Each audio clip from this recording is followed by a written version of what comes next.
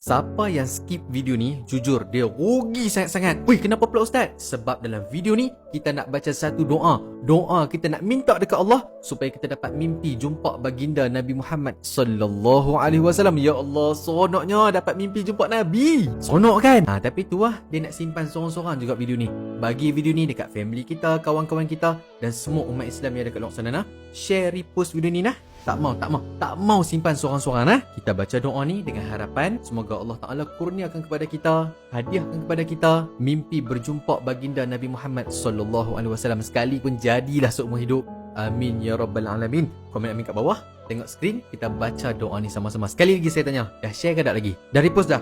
Okey. Tengok skrin, kita baca doa ni sama-sama Okey, ikut sama-sama Waktu saya berhenti tu, time tu ikut Allahumma arini wajha nabiyika wa habibika Muhammadin sallallahu alaihi wasallam fi manami. Amin ya rabbal alamin.